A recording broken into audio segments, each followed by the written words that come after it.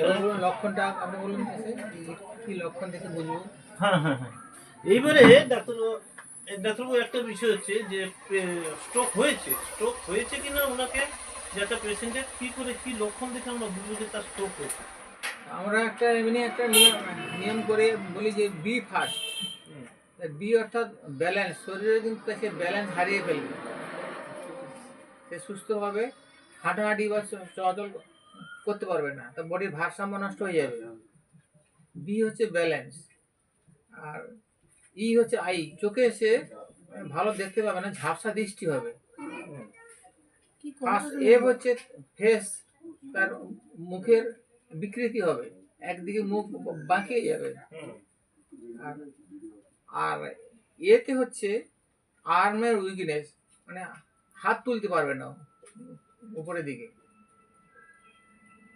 আর এসে হচ্ছে speech difficulty, তার কথা বলতে অসুবিধা হবে, কথায় জড়ো ভাব আসবে, ফ্লুয়েন্টলি সে কথা বলতে পারবে না।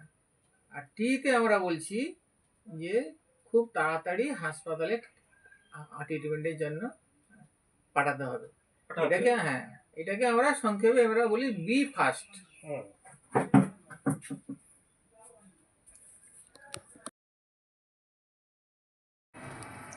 আচ্ছা, হ্যাঁ ডাক্তারদা, এই যে বিষয়টা আমাদের যেটা হচ্ছে যে স্ট্রোকের প্রিকুয়েশন আমরা কিভাবে কি নিতে পারি, কি করে প্রিকুয়েশন নিলে আমরা এই ধরনের মরণ সমস্যা থেকে সাবধানতা হতে পারি এবং আমরা বাঁচতে পারবো, এইরকম কি ব্যবস্থা আছে?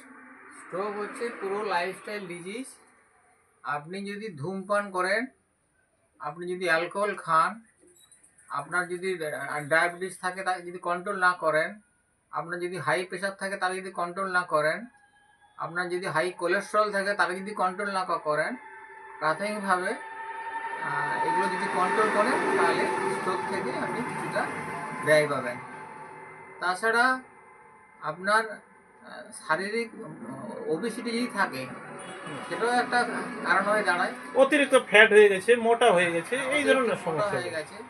তারপরে এক্সারসাইজ করছেন না, এক্সারসাইজ এভরিডে করতে হবে, তবে এর থেকে কিছু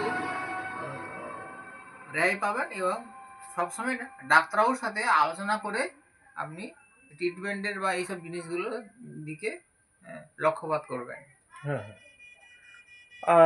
তাহলে ডাক্তার আর একটা বিষয় হচ্ছে যেটা আমরা কি ধরনের জিনিস খাবো কিংবা কি ধরনের জিনিস অ্যাভয়েড করব যার থেকে এই সমস্যা থেকে আমরা মুক্তি পেতে পারি। শাক সবজি ফল এগুলো বেশি খাবেন, আর আর চর্বিবিহীন খাবার খাবেন।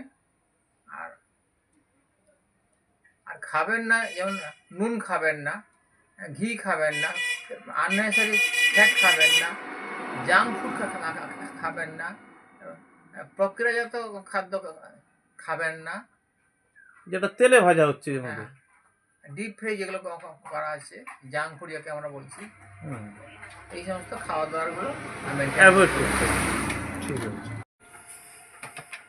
আজকের আমরা শুনলাম স্ট্রোক, এই যে আমাদের মানুষের স্ট্রোক হচ্ছে, এই স্ট্রোক থেকে কিভাবে প্রিকশন নেওয়া যায় এবং মানুষ মরণশীল, একদিন মরবে, কিন্তু ঘটনা হচ্ছে কি কি সাবধানতা অবলম্বন করা যায় সে তার থেকে হঠাৎ মৃত্যু বা হঠাৎ করে স্ট্রোক হবে, এই ধরনের সমস্যা থেকে কিভাবে কিছুটা অ্যাভয়েড থাকা যায়, কিভাবে নিজেকে সাবধানতা অবলম্বন করা যায়, সেই রকম বিষয়ের উপরে একটু জানলাম।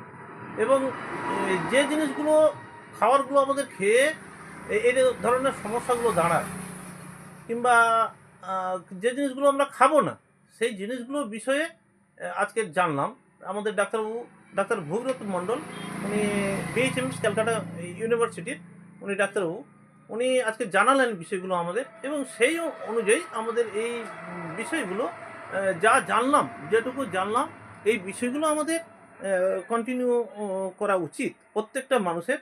এবং প্রত্যেকটা মানুষের দেখা যাচ্ছে আপ টু 40 বছর উপরেই যখন বয়স হয়ে যাচ্ছে, প্রত্যেকের সুগার অবশ্যই চেক আপ করা উচিত, এবং প্রেশারটা অবশ্যই তাদের চেক আপ করে রাখা উচিত, যাতে এই ধরনের সমস্যার থেকে তারা বাঁচতে পারে এবং এই ধরনের সমস্যার সম্মুখীন না হয়। কারণ হঠাৎ করে যদি ব্লাড প্রেশারটা বেড়ে যায় আপনার, তাহলে পরবর্তীকালে কী হবে, ওই প্রেশার থেকে হার্টের উপর প্রেশার হবে এবং ওই প্রেশার থেকে ব্লাড ভেসেলগুলো স্ট্রং হয়ে যাবে। তার থেকে দেখা যাচ্ছে আমাদের ব্রেনের ওখানে ব্লাড ভেসেলগুলো ছিঁড়ে পড়ছে, যেটা ডাক্তারবাবু অ্যাডভাইস করলেন এই ধরনের, এবং হার্টের উপরে চাপ পড়ে অনেক সময় হার্ট ব্লক হয়ে যাচ্ছে।